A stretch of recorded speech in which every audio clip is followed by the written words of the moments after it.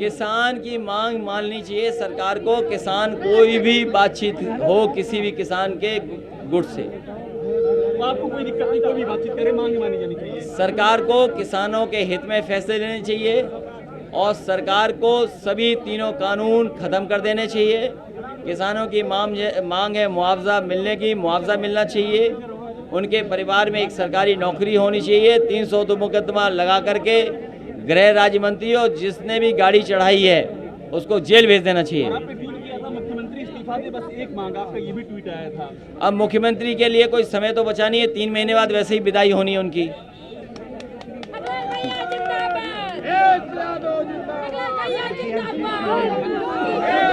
कि किसान इस देश का जाग गया है, गरीब इस देश का जाग गया है, भारतीय जनता पार्टी का सफाया करेंगे।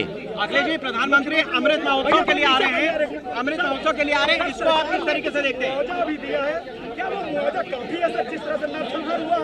भारतीय जनता पार्टी के मंत्री जो गृह मंत्री हैं, स्टेट होम मिनिस्टर हैं, उनके बेटे पे उंगली उठी है कि उन्होंने गाड़ी किसानों पे चढ़ा दी, वो जेल जाएं।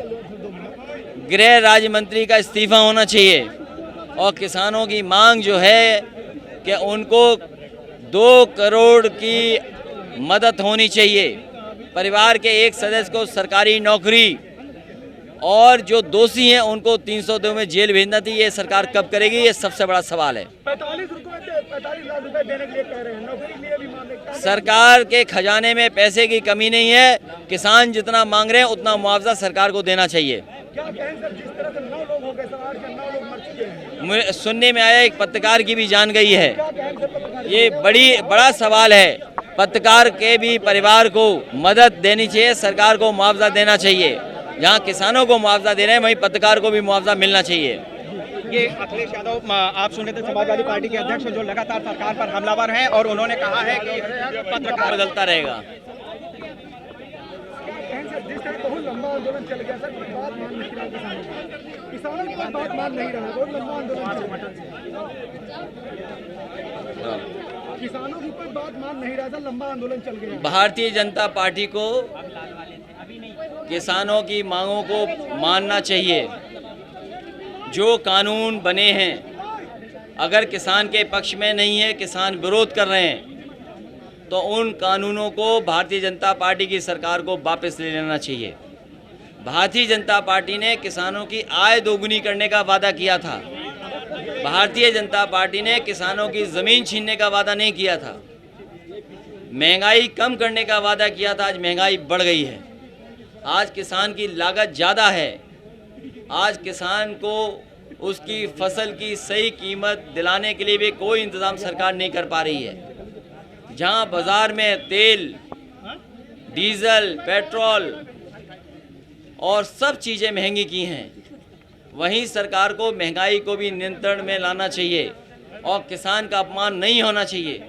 किसान जो हमारा पेट भरता है, किसान जो हमें कपड़े पहनाता है, किसान जो हमारा सम्मान होना चाहिए, उस किसान को इस तरीके से अपमानित नहीं करना चाहिए। इतना जुल्म, इतना अन्याय अंग्रेज़ों की सरकार में नहीं हुआ होगा जितना अन्याय आज भारतीय जनता पार्टी किसानों पर कर रही है। किसान कभी इतना अपने आप को अपमानित महसूस नहीं किया होगा। भारतीय जनता पार्टी के काम और उनकी भाषा से आज किसान अपमानित हो रहा है। हिटलर शाही में भी जब कहीं हिटलर शाही की बात होती है वहाँ भी गाड़ी नहीं चढ़ाई गई होगी किसान पर, लेकिन भारतीय जनता पार्टी के गृह राज्य मंत्री के बेटे पर उंगली उठ रही है कि उसने गाड़ी चढ़ा दी किसानों पे।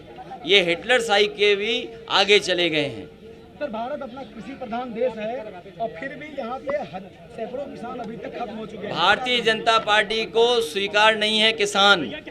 भारतीय जनता पार्टी उद्योगपतियों के साथ खड़ी है, इसीलिए मंडी खत्म कर दिए, कानून नए ला दिए और उद्योगपतियों को इशारा कर दिया कि किस तरह का कानून बनने जा रहा है।